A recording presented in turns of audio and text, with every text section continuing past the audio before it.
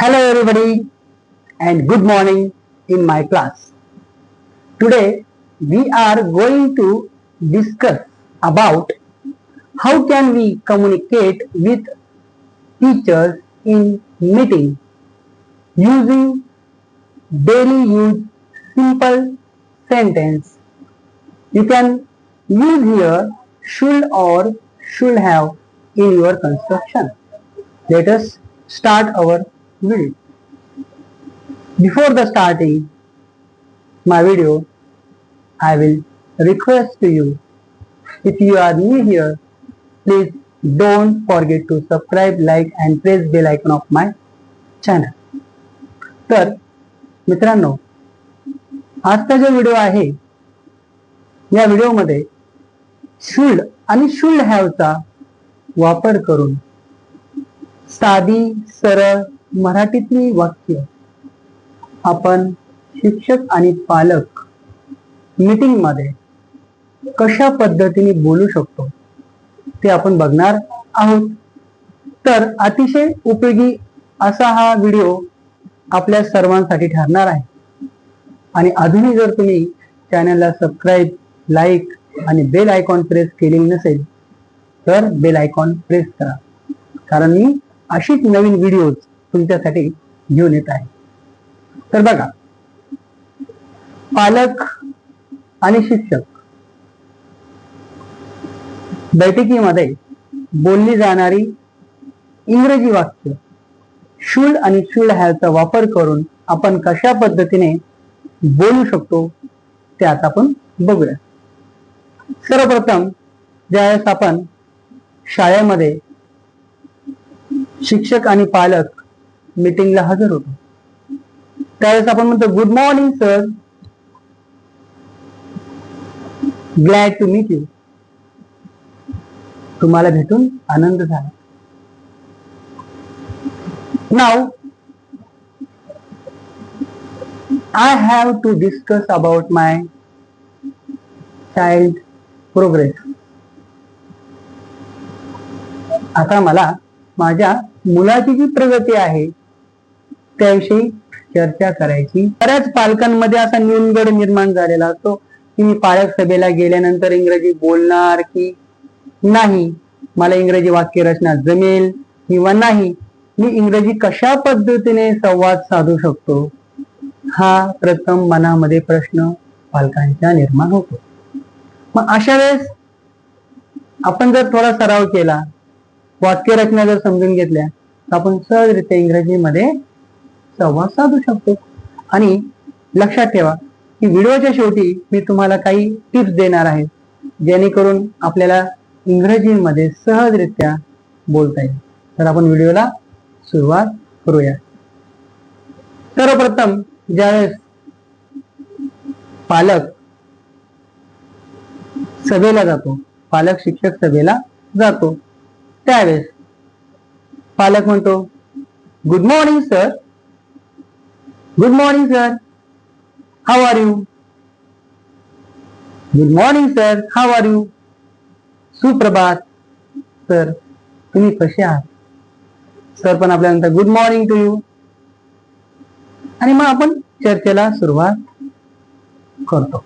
ज्यावेळेस आपण शाळेमध्ये मित्रांनो जातो त्यावेळेस आपल्याला म्हणजे पालकांना शिक्षकांकडून सल्ला मिळतो की तुम्ही शिक्षकांशी अधिक वेळा बोलले पाहिजे. आपल्या मुलाची जी प्रगती असते त्याविषयी शिक्षक आपल्याला सांगतात की तुम्ही शिक्षकांशी अधिक वेळा बोलले पाहिजे. हे वाक्य आपण अशा पद्धतीने इंग्रजीमध्ये बोलू शकतो. You should speak to the teachers more often. You should speak to the teacher more often. You should speak to the teacher more often. तुम्ही शिक्षकाशी अधिक वेळा बोललं पाहिजे. त्यानंतर ज्यावेळेस आपण म्हणतो शिक्षकांना की त्याने अभ्यासावर अधिक लक्ष केंद्रित केले पाहिजे. त्याने म्हणजे आपल्या पाल्याने, आपल्या मुलाने. मग आपण हे वाक्य इंग्रजीमध्ये कसं बोलणार? त्याने अभ्यासावर अधिक लक्ष केंद्रित केले पाहिजे. He should focus more on his studies. He should focus more on his studies. He should focus more on his studies. तर त्याने अभ्यासावर अधिक लक्ष केंद्रित केलं पाहिजे. त्यानंतर आपण शिक्षकाशी संवाद साधत असताना म्हणतो की शाळेने अधिक चांगल्या सुविधा पुरवल्या पाहिजे. ज्यावेळेस आपण हे सुचवतो शाळेमध्ये की शाळेने अधिक चांगल्या सुविधा पुरवल्या पाहिजेत. आता हे जे वाक्य आहे, हे वाक्य आपल्याला जर इंग्रजीमध्ये बोलायचं असेल तर आपण कसं बोलणार? The school should provide better facilities. The school should provide the better facilities किंवा the school should provide better facilities. The school should provide better facilities. शाळेने अधिक चांगल्या सुविधा पुरवल्या पाहिजे. त्यानंतर मित्रांनो, ज्यावेळेस आपण विद्यार्थी जो असतो, आपण म्हणतो की आपल्या पाल्याने अतिरिक्त अभ्यासक्रमामध्ये भाग घेतला पाहिजे. म्हणजे विद्यार्थ्याने अतिरिक्त अभ्यासक्रमामध्ये भाग घेतला पाहिजे. आता हे वाक्य जर आपल्याला इंग्रजीमध्ये बोलायचं असेल तर आपण कशा पद्धतीने बोलू शकतो? तर आपण म्हणू शकतो student should participate in extra circular activities. Students should participate in extracurricular activities. Students should participate in extracurricular activities. म्हणजे विद्यार्थ्याने म्हणजे आपल्या पाल्याने अतिरिक्त अभ्यासक्रमामध्ये भाग घेतला पाहिजे. त्यानंतर आपण म्हणतो की शिक्षकांनी प्रत्येक मुलाकडे म्हणजे प्रत्येकाकडे वैयक्तिक लक्ष दिले पाहिजे. शिक्षकांनी प्रत्येकाकडे वैयक्तिक लक्ष दिले पाहिजे. आता हे जर वाक्य आपल्याला इंग्रजीमध्ये बोलायचं असेल तर आपण कशा पद्धतीने बोलू शकतो? शिक्षकांनी प्रत्येकाकडे वैयक्तिक लक्ष दिले पाहिजे. The teacher should provide personalised attention. The teacher should provide personalized attention. The teacher should provide personalized attention. हे वाक्य आपण म्हणू शकतो की शिक्षकांनी प्रत्येकाकडे वैयक्तिक लक्ष दिले पाहिजे. बरोबर. त्यानंतर समजा शाळेने पालकांसाठी कार्यशाळा आयोजित केल्या पाहिजेत. हे ज्यावेळेस आपण शाळेला सुचवतो की शाळेने पालकांसाठी कार्यशाळा आयोजित केल्या पाहिजेत. मग हे कसं इंग्रजीमध्ये बोलायचं? हे वाक्य आपण कसं इंग्रजीमध्ये बोलू शकतो? The school should organise workshop for parents. The school should provide किंवा the school should organise workshop for parents. The school should organise workshop for parents. म्हणजे शाळेने आपल्यासाठी म्हणजे शाळेने पालकांसाठी कार्यशाळा ज्या आहेत त्या आयोजित केल्या पाहिजेत. त्यानंतर शिक्षकांनी अधिक संवाद साधला पाहिजे. ज्यावेळेस आपण असं म्हणतो की शिक्षकांनी अधिक संवाद साधला पाहिजे, हे वाक्य जर आपल्याला इंग्रजीमध्ये बोलायचं असेल तर आपण कशा पद्धतीने बोलू शकतो? आपण असं म्हणू शकतो teacher should be more communicative. Teacher should be more communicative. Teacher should be more communicative. म्हणजे शिक्षकांनी अधिक संवाद साधला पाहिजे. त्यानंतर आपण म्हणू शकतो की माझ्या मुलाचा गृहपाठ तपासला पाहिजे होता. म्हणजे मी माझ्या मुलाचा गृहपाठ तपासला पाहिजे होता. असं ज्यावेळेस आपण शिक्षकांना म्हणतो की मी माझ्या मुलाचा गृहपाठ तपासला पाहिजे होता.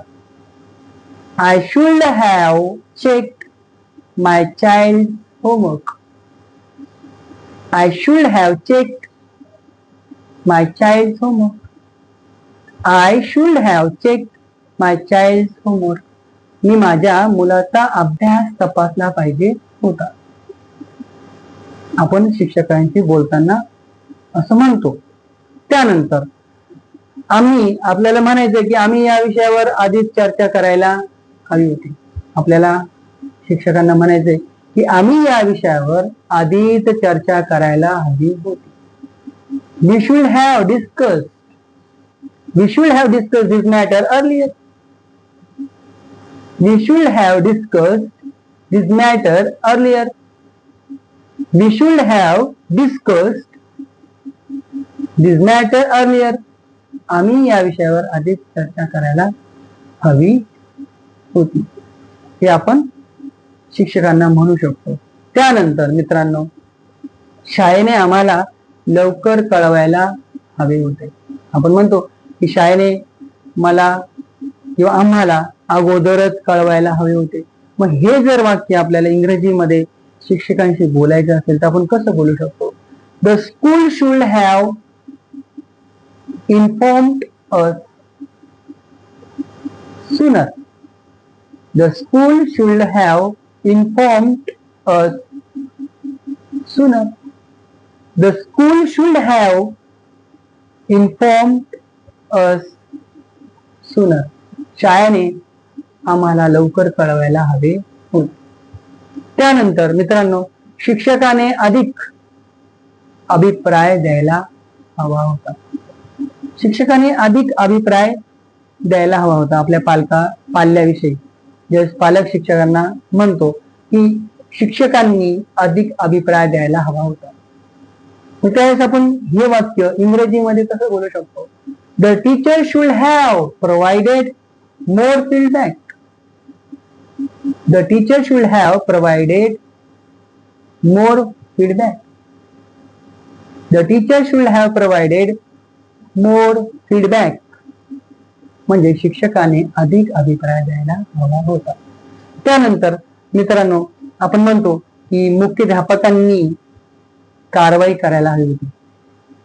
ज्यावेळेस पालक आणि शिक्षक सभेमध्ये आपण म्हणतो की मुख्याध्यापकाने कारवाई करायला हवी होती.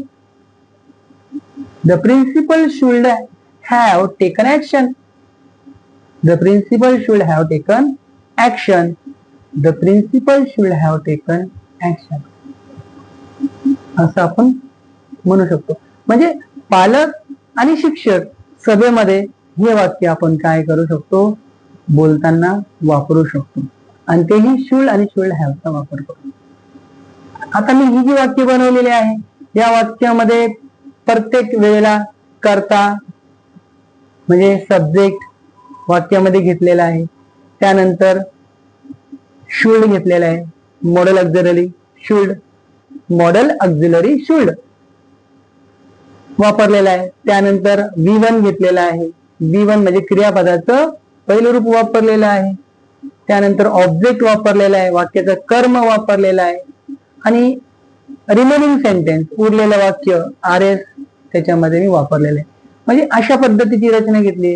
त्यानंतर दुसरी रचना मी काय घेतली मित्रांनो, की वाक्याचा कर्ता घेतलेला आहे म्हणजे सब्जेक्ट वापरलेला आहे. त्यानंतर शुड हॅव ची रचना घेतलेली आहे. आणि शुड हॅव नंतर पास्ट पार्टिसिपलची रचना घेतलेली आहे म्हणजे क्रियापदाचं तिसरं रूप वापरलेलं आहे ज्याला आपण V3 म्हणतो.